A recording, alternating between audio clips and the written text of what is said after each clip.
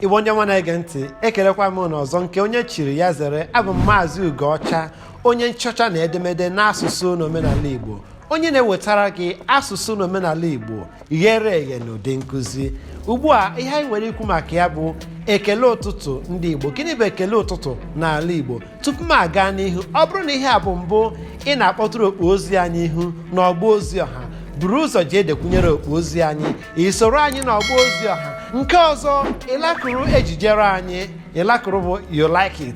Nke anọ, ị bịazie kesanye ndị ọzọ, ndị ikwu na ibe gị. Ya bụ ihe ọbụla anyị na-eme, mgbe ọbụla anyị ghọgoro ejijere ọbụla n'ọba ozi ụwa, ka ị soro na ndị ga-enwe mmetụrụ maka ya. Ugbu a, gịnị bụ ekele ụtụtụ n'ala Igbo? O nwere ihe na-eme n'ụbọchị taata. Ndị mmadụ na-eme ụtụtụ ọma, sị gị ehihie ọma, ugbede ọma, abalị ọma, iwe na-ajụ ụtụtụ ọma ọ bụ ekele ụtụtụ ndị Igbo nke ehihie ọma ma ọ bụ abalị ọma ji abụ ekele ndị Igbo? Mba, ihe ndị abụghị ekele ndị Igbo, kama ha bụ aghara agha si na-atụ ntụgharị. Ụtụtụ ọma abụghị ekele ndị Igbo. Onye na-asị ụtụtụ ọma na-eche ịkọwa na tupu ndị ọcha abịa n'ala Igbo na ndị Igbo enweghị ekele, na ọ na-eme ndị Igbo pụta n'ụtụtụ ha na-elu onwe ha si na amamihe niile eji mara ndị Igbo. Ọ bụrụ ndị Igbo bụ mba na ichere na ha amaghị onwe ekele. Onye na-asị ụtụtụ ọma na-akọwa na ndị Igbo enweghị uche, na ndị Igbo enweghị ntụmịrịkọ, mana ntụmịrịkọ ndị Igbo jupụtakwa na ekele ha. Ndụ ịhụnanya na ibi n'otu na ịdịkọ n'otu eji mara ndị Igbo jupụtakwa na ekele ha.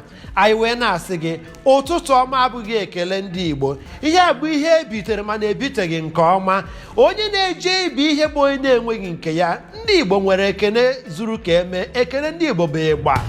Gịnị bụzi ekele ụtụtụ ndị Igbo? Ọ na-eme ndị Igbo pụta n'ụtụtụ ha ewesị nwa ị bọọla chi, ị saala chi, ị teela. Onye si bọọla chi, ọ sị gị abụọla m, ọ ka ị bọrọ eyi ọma gị. Ihe bụ ekele anyị. Ụfọdụ ga-asị gịnị ka ị na-ajụrụ onye ahụ ị bọọla chi, dịka otu okenye si wee jụọ m.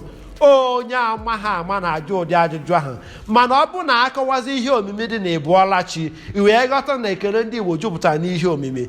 Ya bụ ịbụrụ onye nne, bụrụ onye nna, bụrụ nwatakịrị, gbaa mbọ hụ na ụtụtụ ọbụla, ehihie ọbụla, na ị na-ekene ekene dị n'usoro ndị Igbo si mee. Ụtụtụ kachasị kene ekene dịka onye Igbo. Nwanne m, ị bụọla chi, ị saala chi.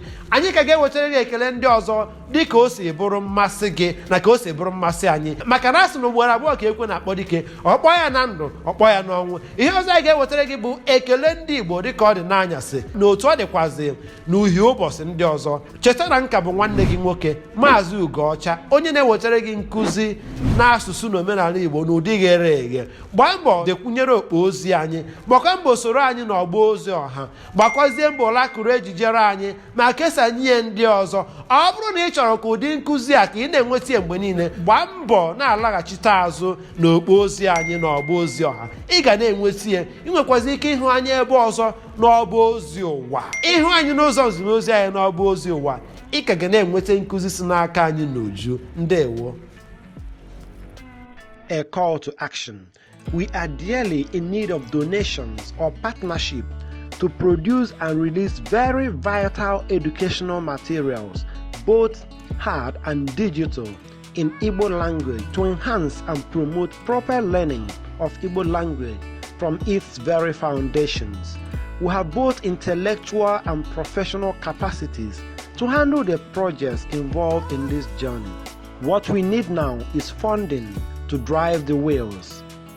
If you are interested to donate for or to partner with us in any of them, please contact us through the WhatsApp number on this message or call any of the numbers below for further discussions. Igbo aka ji akụ, onye ọma ọdịmma Igbo na-amasị. Biko bịa menyere anyị akụ maka ọganihu nke ọrụ ngodo ndị a anyị ji n'aka na njem ntute asụsụ na omenala Igbo. Ndewo nwanne m.